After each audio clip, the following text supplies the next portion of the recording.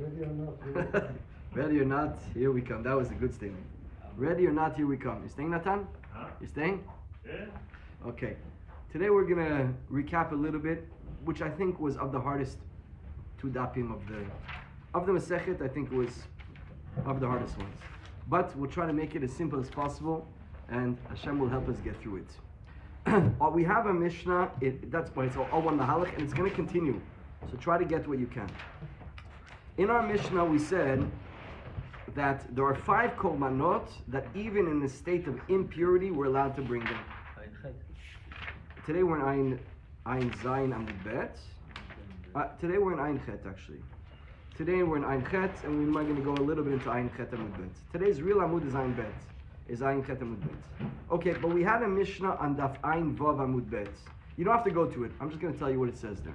The Mishnah says that in the state of impurity, 5 korbanot are allowed to be brought. 5 different korbanot. They're not allowed to be eaten except one, which is the korban Pesach. What were they? For example, a tamid. Every day there's a korban brought twice a day. Even if everybody's impure, we're allowed to bring it. The korbanot on the chagim, all the musafim, all the things we read on the musaf of the chag, all these things are allowed to be brought in a state of impurity. You have also the lechem apanim. Every Shabbat the Kohanim would put bread on the Beit HaMikdash, and we would bring them as well, even in a state of impurity. And another one was, we said, the chatat of Rosh Chodesh. Today's Rosh Chodesh, a chatat would be brought, and Korban Pesach. The only difference is Korban Pesach would be eaten. Okay? These are all allowed to be brought, even in a state of impurity. Just if the whole kal is instead of impurity.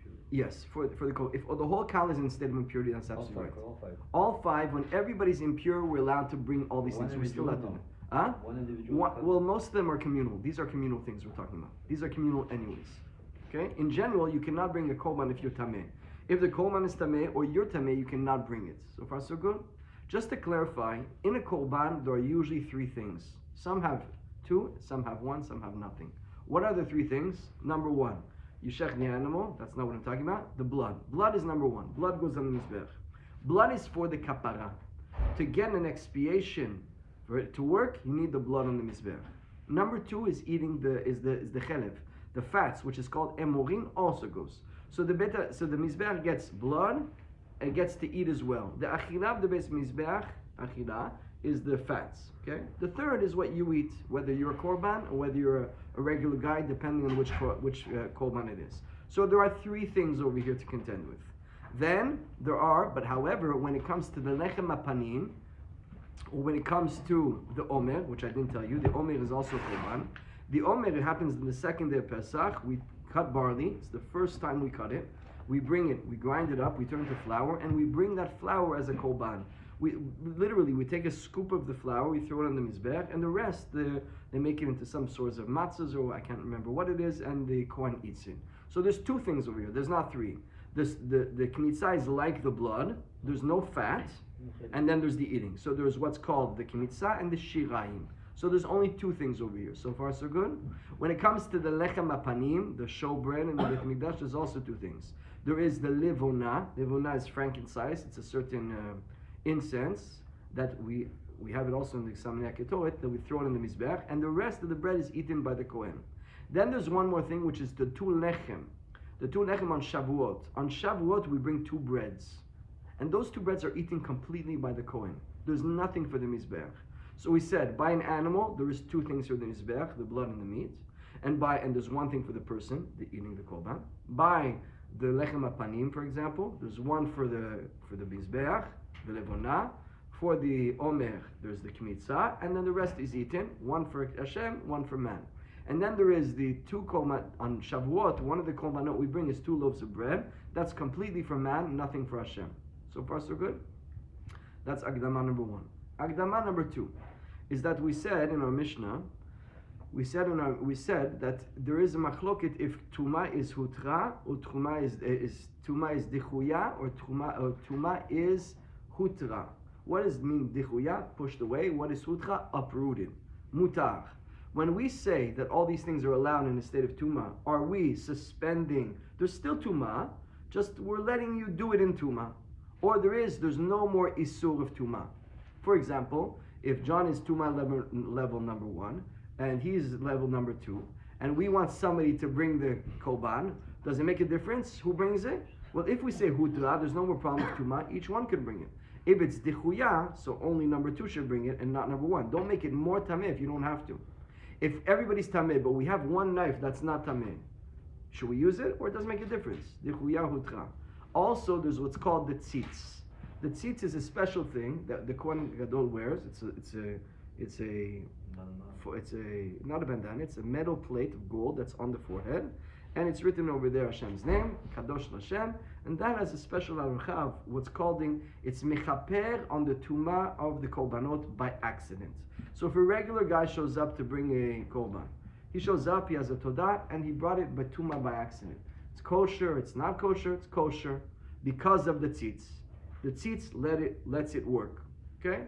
Now that tzitz, so if we say dichuya, pushed off, you still need the tzitz. If it's hutar, we don't need the tzitz. If it's pushed off, you still need the tzitz because we need to still fix it. But if there's no more halachot of tumah, so we don't need the tzitz. Next, nothing to do with the tzitz. What does that have to do with anything? Because there's 2 more things. So far you have Haggadah in line number 2. Now we're going to go 3 and 4. And they're all interchangeable. That's why I have to say them again before we start. There is a machloket how the tzitz works. Does the tzitz work for blood? Or does the tzitz work also for the cheref? When we say that tzitz works, does it work only for the blood that you sprinkled, that we allow that to be kosher? Or does it also work for the fat to be? And does it also work for the guy to eat it? Actually, it's a bit complicated. You're never allowed to eat it. But it's like there's no problem for A, B, C. There's no problem for 1, 2, 3. That's good. That's what Rabbi Eliezer says. Rabbi Yossi says, no, the tzitz, I just have to make sure I'm not saying it's not Rabbi. There is Rabbi Shua later. No, it's Rabbi Yossi. Rabbi Yossi says that tzitz only works for blood. It doesn't work for in general, for Rabbi Yossi, the tzitz only works for the blood. It doesn't work for 2 and not 3 for sure. So far, so good? Could you just give a practical example of yes, that? Yes. Yes. What would that mean? What would that mean in terms I'm going to tell you what it means. We're going to get to what it means in a second. But hold on to this, and then the Mar is going to go through the practical cases. But in general, tzitz works, yes. Does it work for blood?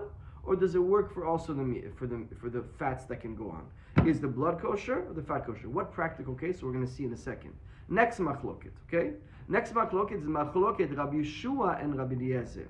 Rabbi Eliezer says, in a korban, you only need the blood. You don't even need the tzitz. You don't need a tzitz. You don't need it. And according to Rabbi Yeshua, you need the blood. You need the blood and you need the chedef. You need 1 and 2. Says in general, do you need that? Rabbi Yossi says yes. Sorry, pause. Start again. How for me to have a kosher korban, what do I need to put on my mizbech? Well, Rabbi Eliezer says all you need is the blood. Once you did the blood, you're good to go. It's funny because Rabbi Eliezer says that tzitz also works for the fat, so you can also put the fat, but you don't even need the fat. For example, let's say I lost the fat, because the tzitz works to take away tuma, but if there's no tuma, so I lost the fat. I took the blood, I sprinkled it, and there's no more fat. So what is the aracha? Is it kosher? It's not kosher. Rabbi Eliezer says kosher. Rabbi Yossi says not kosher. If you have blood and not the fats, you don't have a kosher korban. Those are the 2 things you need to know before. Kosher, you'll see a yeah, otherwise you got to bring another one. So God shows up to the Beit HaMikdash. God has a korban. God shechs it, and by accident it was tameh, and he threw the blood on the mizbeach. Is it kosher? It's not kosher. Well, and is it kosher? Says Rabbi Eliezer, kosher, because the tzitz makes it work, and all you need is the blood. You don't need the fat. Now, can I throw the fat? Says Rabbi Eliezer, you can also throw the fat. Rabbi Yossi says no. You can't throw the fat. It doesn't work for the fat. The tzitz only works for the. It only works for the blood. Second machloket, Rabbi Yeshua says if you don't put the fat, it's not kosher your korban. Okay. What we did last time is we went through all Shitat Rabbi Yeshua. And it turns out for Shitat Rabbi Yeshua like this. This is the Maskana of Rabbi Yeshua. Does our Mishnah fit like Rabbi Yeshua? Seemingly it doesn't. Because Rabbi Yeshua says you need blood and you need fat. Our Mishnah, now you can't put fat. Why can you not put fat according to Rabbi Yeshua? Because the tzitz doesn't work for it. Because he holds like Rabbi Yossi. The tzitz doesn't work for the fat. So now what do we have in our Mishnah? Our Mishnah says you can bring all these korbanot and they're kosher, they're valid. Why they're valid? Must be the tzitz works for it, or it must mean you don't need the fat. Well, we know that Rabbi Yossi and Rabbi Yeshua seem to see you need the tzitz to work for the fat, and if you don't have the fat, it's not kosher. But long story short, we said Rabbi Yeshua also agrees with our Mishnah because he holds, listen well, Tuma is hudra b'tzibur. Turns out what I told you at the beginning, that is the Tuma pushed away or is the Tuma uprooted? We thought that everybody holds it's uprooted. Actually, it's not true. Rabbi Yeshua holds for a community to a Tuma is hutra. So therefore, you don't need a tzitz and you don't need anything. You can do all of the avodah. Just to recap everything, what we just said now, because we're pretty good. So it says like this. Our Mishnah says if the whole community is in a state of impurity, you can bring all 5. Will Rabbi Yeshua agree to that? Even though Rabbi Yeshua usually says that tzitz doesn't work for the fats, yes, he will agree with it, because you don't need a tzitz. Why don't you need a tzitz? Because tuma for a community is hutra. Just when Rabbi Eliezer said what he said for the tzitz, it's only in the individual. When God brings his korban and God sprinkles the blood, but the fats became tameh, we say to you, I'm sorry, God, you can't bring it because you can't bring it. You can't bring it because the tzitz doesn't work for them. I'll tell you one more thing that actually Rabbi Yeshua says if you actually did bring it, b'diavad it's still kosher. So Shitat Rabbi Eliezer, Shitat Rabbi Yeshua is for an individual, you need the tzitz for the blood. The tzitz won't work lichatchila for the fats. If you brought the fats, it's still kosher. Now our Mishnah is lichatchila. Our Mishnah is if everybody's in tameh, you can bring the korban. How can I bring the korban? I can't bring the fats. Lichatchila because of the tzitz. You don't need a tzitz because tuma is hutra. Good. That's what we said. Step 1. We needed that to understand this today, even though it was actually the last Amoud. Shitat Rabbi Yossi. What did Rabbi Yossi say? Remind you, Rabbi Yossi says, do you need on the korban fat and blood and fat? Rabbi Eliezer, yes. Rabbi Eliezer, no. Do you need blood and fat? Here's my korban. Blood here, fat here. Do you need both? Rabbi Eliezer, no. Only one, you're good to go. What about Rabbi Yossi? You need both. You need also the fat. Okay. So, my mistake. I have to repeat that. That was Shitat Rabbi Yeshua, I just told you. Shitat Rabbi Eliezer. Does the tzitz work for the blood? It works for the blood and works for the fat. Does it work for the blood and the fat for Rabbi Yossi? No, it only works for the blood. Even though we said Rabbi Eliezer subscribes to that, but it's really Shitat Rabbi Yossi. Now we don't know what Rabbi Yossi says. Do you need both? I'll repeat one more time. Let's erase everything you have till now. Just understand this, okay? Put everything aside. Starting fresh. You have a korban needs to go on the mizbech. You have blood, fat, and what you eat. In order, now what if it's in a state of impurity? What's the halacha? Well, you have the tzitz. The tzitz works for the blood and it works for the fat. Shitat Rabbi Eliezer. According to Rabbi Yeshua, according to Rabbi Yossi, my mistake, it works for the blood. It doesn't work for the fat. We would assume what we said yesterday in Motzei Shabbos, that Shitat Rabbi Yossi is that you need the fat. Because if you're telling me that tzitz doesn't work for the fat, it means you need the fat. Answers, we don't need the fat. You don't need it. So then here's what we got to yesterday. So what does it make a difference if we say the tzitz works or it doesn't work? And then we answered, it's for something we rushed through yesterday, what's called pigun and mi'ila. Okay? Last variable to add right here.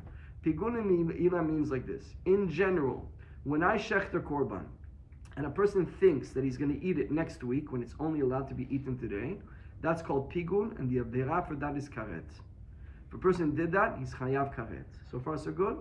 What if he takes a pig and shechs a pig, pigul pig, and he shechs it and thinks he's going to eat it as a korban next week? Does he get an avera? There's no avera because that's not a korban. One more time. When a person in general shechs an animal, that is a korban, and it's supposed to be only valid for 24-hour period or 48-hour period, and he thinks that he's going to eat it next week, that's called pigul. You've had the wrong intention. If you go ahead, what you just did now, I think if you eat it, you get a karet. A person gets a karet for that. So far, so good. So now, if a person gets a karet, So he's in big trouble. But what if it's not a korban? It's not a korban. It's not a korban. Why is it not a korban? Because it's a pig. Or what if it's not a korban because it's tameh? So if it's a tameh korban and you're shechting it, so you don't get an avirah of pigul. Yes, God? But what if I tell you that tzitz works for the fats? Now it makes the whole thing kosher. So you just made it a korban and you get a pigul. So according to Rabbi Eliezer, the tzitz works for the fats. You made it a korban, you get a pigul. Yes, you got it? If you thought of it. Second thing it has to do is that me'ilah. And according to Rabbi Yossi, it doesn't work. Meaning it doesn't make it kosher, so you don't get a pigul. So if imagine the guy has a korban, he's bringing it, he is shechting it, and he's thinking he's going to eat it next week. But it is tameh. So he's tameh, he was metameh the korban, and he's shechting and thinking he's going to eat it next week. Is that an avirah? According to Rabbi Eliezer, yes, it's an avirah. Because the tzitz made it kosher. So you have a avirah pigul. But according to Rabbi Yossi, it's not an avirah because it's not a korban, because it's tameh, because the tzitz doesn't work for the fats. One more thing, and then we start our Amoud. And Shitat Rabbi Yossi is, one more thing is me'ilah. You know that you cannot benefit from something owned by the Bet Mikdash. If you break something in the Bet Mikdash, you just did an avirah. It's called me'ilah. And you got to pay for it, and you're going to pay 25% more, and you got to bring your korban. It's serious. A korban is owned by Hashem. So to misappropriate usage of a korban is called me'ilah. So far so good? But when is it allowed to become not me'ilah? When you shecht it. When you shecht it, becomes yours.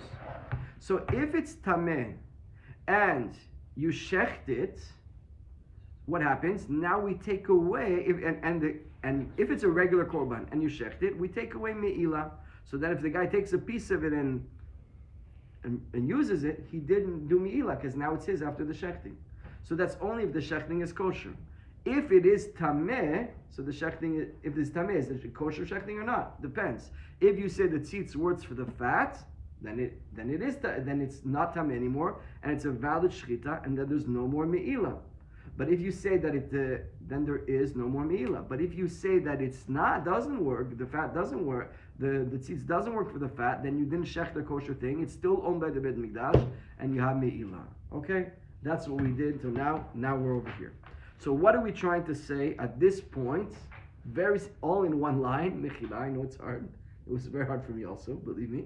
There's one. Bottom line is we have a Mishnah on Ayin Vav Amud Bet, and we said in the Mishnah on Ayin Vav that 5 korbanot of the community can be brought in. Remember, everybody's tameh. You can bring the chatat on Rosh Chodesh. You can bring the tamid every day. You can bring the korbanot of the chagim. You can bring the breads for the showbread of the kohanim, and you can bring also the omer, which is on the second day of Pesach. And one more thing, you can bring 2 loaves of bread on Shavuot. That's what we said.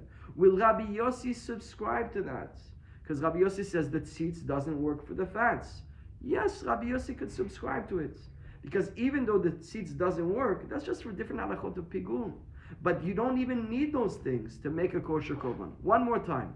When I bring my korban on the mizbeach, do I need 1, 2, or 3? 1, we said it's blood. 2, it's the fats. 3 is me eating. Says Rabbi Yossi, the Gemara is saying, you only need number 1. You only need bloods. The fats are not kosher. You don't need the fats. And therefore, Rabbi Yossi could have subscribed to our Mishnah. Why does it make a difference who the Mishnah is? I'll just tell you for your information, is because if we know the Mishnahs, we know what the halakha is like. Because we have rules in halakha. There is a Rabbi Eliezer and Rabbi Yossi and Rabbi Shua. Who do we follow? If we know everybody doesn't agree with the Mishnah, then we won't go with the Mishnah. Then we won't bring the korban. So it really makes a difference to know who it is. Don't think this is a futile exercise. This is an absolute must to know who it is. Because, for example, we know the halakha goes with majority. So if we will prove that our Mishnah is actually a minority opinion, we won't follow the Mishnah, and then we won't bring the korbanot. And then it's changing everything for Am Yisrael for 800 years of the Bet Mikdash. I want you to understand that. So it really makes a difference. Where are we up to now? After a long Agdama, you'll forgive me, of 20 minutes. We haven't even started, but we're going to do it quickly now. Bezrat Hashem. So where are we up to now? Like this. We're assuming that Rabbi Yossi says all you need is blood. You don't need fat. And the fat doesn't work for Rabbi Yossi. You know why? Because the tzitz doesn't work. The tzitz of the Kohen Gadol, it works for the blood, it doesn't work for the fat. Okay? But that doesn't bother us. Our Mishnah said you can bring them. Well, we only need the blood, so we're good. So that will make it that our Mishnah is Rabbi Yossi, and that's where we are right now. And that's where we are next to the Tosfot that says V'ha'ikar Matkif Rab Mari. That's where we're up to now, but I had to tell you all those things. First one in line is Lama Fik Le Mide Meila. Next word is Matkif Rab Mari. You have it? We're on Ein Chet, Amoud Aleph. We are still in the small lines. 7 lines from the big lines. I mean, where it turns into big, we're 7 lines above that. Last word in the line is Rav. 2 words before is Matkif. Matkif la Rav Mari. You see it? None of my lines end with a Rav. Wow, it's weird, huh? It's just yours, all the others are the same. Catch up over it. Can I see yours? Where it is? Yoni, okay? Yeah. Clear? That's true, Rav. You have it. Yeah, it Yeah, does. you end with Oh, Rav, it's and here. afterwards- Here, it's right here. It's funny. It's the first time I've seen it. Matkif, right here. Last night. So yours is a Nami, okay? Yeah. Matkiv la Ramari. Ramali challenges to say, how could you say Rabbi Yossi holds of our Mishnah? Mari. Nehi nami di Rabbi Yossi savar ki Rabbi Eliezer. Okay. Nehi nami, even if Rabbi Yossi holds like Rabbi Eliezer. Bishna mazevachim ikadam. So now, even if you hold that you only need one thing to get it good, because again, the tzitz doesn't work for 2 and 3. For Rabbi Eliezer, again, when the gang's tameh, it works for the blood and it works for the fats. So everything can be brought in. But for Rabbi Yossi, the tzitz doesn't work for the fat. All it works for the blood. Okay, and you want to tell me that all I need is the blood? That's good for the zvachim, because there is blood. Ikadam. Omer nami, ika komets. Remember I told you at the beginning, when you take the omer, there's the komets. When you take the flour, you do a scoop. That's like the blood. So you're getting something from the mizbeach. Lechem apani, nama ika bazichin. Remember I told you at the beginning, the showbread that goes into the kohanim, there's a little box of frankincense over there. It's burnt on the mizbeach, so the mizbeach is getting something as well.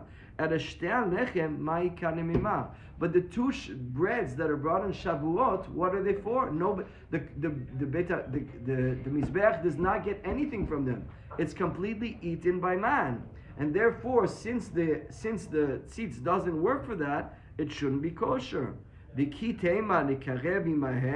Maybe you want to say that it's only kosher when the 2 breads are brought with the korban on Shavuot. Hainu shalmit tzibur. Well, that's already taught in the Mishnah.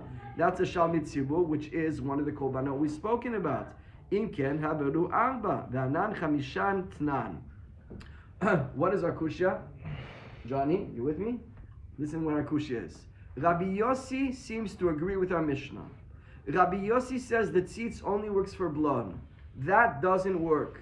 Because if the tzitz doesn't work for number 2 and 3 like Rabbi Eliezer, so then when we're bringing 2 loaves of bread on Shavuot, the Beit HaMikdash, there's no kapara on it. There's nothing that's kosher. Because there's no 1 and 2. There's no number 1. There's only number 2 and 3. And you said number 2 and 3 is not kosher with the tzitz. So it can't be that you hold with the Mishnah. Ela kasva Rabbi Yossi tuma hutra b'tzibur. So then the only way we're going to get around with this is to say Rabbi Yossi is that there's no concept of tuma when it comes to the community on the mizbeh, when the community korbanot. Utra, not dichuya. We cancel out all the halachot of tuma for Rabbi Yossi. That's the only way we're going to fit in with our Mishnah. You can't say that. V'atanya, echad ze v'echad ze, mazin alav kol shiva, mikol chatot shayu sham, divrei Rabbi Meir. Rabbi Yossi Omer en mazin alav era shlishi v'shvi'i bidvad. The Kohen on Yom Kippur, he has halakha that he has to be pure. When the Kohen goes into the Beit Mikdash, he has to be working in a state of purity. So how do we make sure that he's a state of purity? Natan, what happens if a guy's impure? So when do we need to sprinkle blood on him? On day 3 and day 7, right? Let's say you go to a funeral today, and you want to go into Beit Mikdash. You got to wait till day 3. You got to go to the mikveh. On day 3, we take water from the paraduma. We sprinkle you. On day 7, we sprinkle on you. The Kohen Gadol, maybe he's tameh. So 7 days before, what we start doing is we start sprinkling him on him. Why are you sprinkling on him? Maybe it's day 3. Maybe it's day 7. We sprinkle on him every day to make sure if we make the calculation. Rabbi Yossi says, no, you sprinkle on him day 3 and day 7. Again, the Kohen Gadol that's going to go work in the Beit HaMikdash on Yom Kippur, or if he's burning the Parad Numa, what we do to make sure he's tahor is we take the water. He might not be tahor, but we can't take the risk. He might not be tameh. If he went over a cemetery, for example, if he touched something, he's not allowed to work. So what we do 7 days before, we start sprinkling him as if it's day 1 and day 1 and day 3. Why would you do that? So v'isar kadatcha kasra Rabbi Yossi tuma rabbi tzibur lama li haza'aklan. So if, according to Rabbi Yossi, there's no tuma in the tzibur, why would you start sprinkling him? So we can't say that. Turns out, our Mishnah is not Rabbi Yossi. To recap that in a nutshell, not hard at all. It was hard to get there, but it was not hard to understand it. Our Mishnah says 5 korbanot can be brought in a state of impurity. In order to say that, you need one of 2 things. That there's no concept of impurity for a tzibur. And that we can just bring everything, even if it is tameh. And we know that Rabbi Yossi doesn't hold of that. Why not? Because we make sure the Kohen Gadol is pure when he's going to work on the Beit HaMikdash on Yom Kippur. So you see that he holds of impurity. The only other way to say that is to say that the tzitz works to purify the blood and the fats. And we know that Rabbi Yossi doesn't hold that. So our Mishnah cannot be Rabbi Yossi. Turns out our Mishnah is only Rabbi Yeshua and only Rabbi Eliezer. The Gemara says one more thing. Now I need to go back for 1 minute to tell you something on the page before, which I already spoke about. I'm just going to repeat it one more time. Remember we said another machlokit. It was Rabbi Eliezer and Rabbi Yeshua. Do you need both the blood and the fats, or do you only need the fats, the blood and not the fats? Remember I said that? In general, God is showing up to the Beit HaMikdash. God brings his korban, he sprinkles the blood. But he didn't bring the fat because it got lost. Or he didn't bring the fat because it got burnt. Or he didn't bring the fat because it got tameh. Is he yotzi? Is he yotzi? Rabbi Eliezer, yes. Rabbi Yeshua, no. Okay? That is in korbanot. The Gemara asked the question, what is the halacha for the menachot? Zevach is a korban, it's an animal. Mincha is a flour offering. There's many types of flour offerings at the Beit Midrash.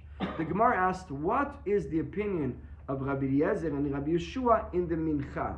Again, we know what they hold in the korban. In the korban, you need blood and fat for Rabbi Yeshua. You need only blood for Rabbi Eliezer. In the korban mincha, which is the scooping, number 1 case is the scooping, that's like the blood, kmitzah. Number 2 is the man eating it. That's called the shirayim. Do you need both for it to be kosher? And we said over there that Rabbi Yeshua, we say yes. Whatever Rabbi Yeshua said in Zevach, he's going to say in Mincha. Whatever Rabbi Eliezer said in Zevach, he's going to say in Mincha. So it's consistent in their shittot. Here's something funny. Rabbi Yossi said, I agree with Rabbi Eliezer and I agree with Rabbi Yeshua. It seems to be contradicting yourselves. One more time. God is bringing 2 things. God is bringing a korban and John is bringing a mincha. God is bringing a big sheep and he wants it to be kosher. John is bringing a flour offering and he wants it to be kosher. How many stages are in God's korban? Sprinkling the blood and the fats. How many stages are in John's korban? Scooping, kemitzah, the flour, and eating the rest of the flour. Do you need both to be kosher or one to be kosher? Rabbi Eliezer says both of them need only one. He needs only the blood and he needs only the scoop. And Rabbi Yeshua says you need both and you need both. Rabbi Yossi says I agree with Rabbi Eliezer and I agree with Rabbi Yeshua. How can you do that? That doesn't make sense. That's a contradiction. So that's what we said on Ein Zayin. We're going to see that now. Amani Rav Papa de Abai. Says Rav Papa to Abai. I'm in the 1, 2, 3, 4th line of the big lines. Amani Rav Papa de Abai. Rabbi Yossi Shitra Mizaki de Beit Re. He's using a contract to exonerate 2 people. Imagine Yoni is claiming money from David, and David is claiming money from Yoni. And he's using the same shtar to say he's right and he's right. How can you say Rabbi Eliezer is right and Rabbi Yeshua is right? It's either one is right. You can't. They contradict. You're right. Rabbi Eliezer says you don't need the fats, you don't need the eating. And Rabbi Yeshua says you do. Who did the Beit Rehu did Tanya? Here's what we're saying. Rabbi Yossi says Ro'eh ani et divrei Rabbi Eliezer bizvachim. I see, meaning literally usually means I hold of.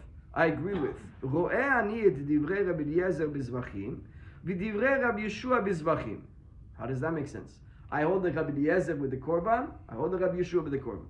ודברי רבי אליעזר במנחות, ודברי רבי ישוע במנחות. I hold the Rabbi Yeshua when it comes to the flour offering, and I hold the Rabbi Eliezer with the flour offering. And we explain, דברי רבי אליעזר בזבחים. I hold the Rabbi Eliezer when it comes to the zebach, שהיה אומר דם, אף על פי שאין בשר. That Rabbi Eliezer said, what do we say? Blood if there's no fat. דברי רבי ישוע בזבחים, שהיה אומר, אם אין דם, אין בשר. אם אין בשר, אין דם. And I also hold like Rabbi Yeshua that if you don't have fat, you don't have blood. If you don't have blood, you don't have fat. דברי רבי אליעזר במנחות, and I hold like Rabbi Eliezer in mincha. שהיה אומר, קומץ, אף על פי שאין שם שיריים. I hold that you need the scoop even if you don't have the leftovers. And דברי רבי ישוע במנחות, שהיה אומר, אם אין שם שיריים, אין קומץ. אם אין קומץ, אין שיריים. And I also hold like Rabbi Yeshua that if there's no leftovers, there's no scoop. There's no scoop, there's no leftovers. How can you say that you agree with two people who are contradicting themselves? Amar le, so this was what Rav Papa asked Abaye. And Abaye answered, Amar le mistabra kama. When he says ro'eh ani, it doesn't mean I agree with him. It means it makes sense to say. Mistabra kama. And I'll explain. We only know what Rabbi Eliezer and Rabbi Yeshua said in Zevachim. We know that that's the machloket. We don't know what they said when it comes to the mincha. The Gemara proposes that whatever they said here, they said here. Whatever they said on God's korban, they also will say on Yoni's korban. So we basically, when Rabbi Yossi was learning in his students the concept of Zvachim, he would say the following, like this: Ki kai bizvachim amar mistabra, ki echi de pligi bizvachim pligi nami b'menachot. What it means, ro'eh ani. We're learning now zvachim, and we said the machlok of Rabbi Eliezer and Rabbi Yeshua, and probably whatever they hold over here, they're going to hold over here. Ki kai b'menachot, and when he was learning menachot, he would say amar mistabra ki echi de pligi b'menachot pligi nami bizvachim. Whatever machloket they have in the mincha, they also are going to have the machloket with the zebach. That's what he meant. Amar le hatinach ki kai bezvachim, amar mistabra, ki echi de pligi bezvachim, pligi nam b'menachot. I'll accept that for the first one. I'll accept that when they're learning God's korban, they're going to say it makes sense in John's korban. That's the same thing. Dikar karei ktive bezvachim ktive, because the pasuk where we learned this out was in God's, was in the korban. Ere ki kai b'menachot amar mistabra. But how could you say that when learning John's concept on God's? There's no pasuk over here. I'll explain one more time. There is a pasuk, and the pasuk is speaking about a korban. And in that pasuk, it's a machloket. What do you need? Do you need 1 and 2 for the korban to be kosher, blood and fats, or do you only need blood? That is where the machloket is, on God's. Rabbi Eliezer says 1, and Rabbi Yeshua says 2. It was never at all written in John's korban in the mincha. There is no source in the Torah for that. So now what did we say? We said that the machloket that exists by God exists also by John. Comes Rabbi Yossi says, I agree with Rabbi Eliezer, I agree with Rabbi Yeshua. What does that mean? Abaye wants to say, it means that, it's not I agree with them, they are the machloket here is the same machloket here. And when would he would teach this? When he was teaching Zvachim, he would say whatever they exist here exists by Menachot. When he's teaching Menachot, what exists here exists here. That doesn't work. Because I understand when teaching God's, because there's a pasuk. Whatever we have from the pasuk will apply to Mincha. But in Mincha, how could you even start? Whatever they disagree with here. There's no disagreement here. The only way we get a disagreement here is if we say it's from here to here. There's no pasuk to say that. So that can be our answer. Must be there's another answer. אלא לא קשיא, רואה אני את דברי רבי אליעזר בנטמע, ודברי ישוע בעבוד, ושרוף. So basically, again, what does Rabbi Eliezer say? You need blood only. What does Rabbi Yeshua say? You need blood and fats.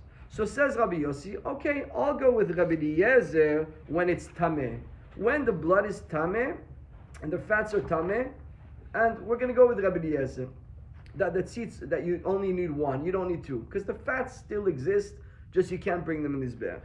But when you lose the fats, and burn the fats don't exist, I'm going to go with Rabbi Yeshua. So he's making like a sort of a middle ground. I'll go with Rabbi Eliezer in one scenario and Rabbi Yeshua in another scenario. When the fats, we're almost finished. When the fats are, you're going to get a big gun ending for this. After this, after this prayer, listen, I want to tell you. After this year, I want everybody to say, request something from Hashem. Okay? You're now sitting in this year, only in the Shem Shamayim right now. Right now, you're all the Shem Shamayim. You're going to get a big Yeshua after this. You have right now. After the year, it's Ed Ratzon, I promise. Okay? Ask something from Hashem, you got it. Also on Hanukkah, you got it. Amen. Okay? Okay? It says over here, me too, I'm going to ask. So it says that I'm going with Rabbi Yeshua in one case. Again, very simple. The Mizbeach, does it need fat and blood? Does it need blood and fat? Rabbi Eliezer says 1. Rabbi Yeshua says 2.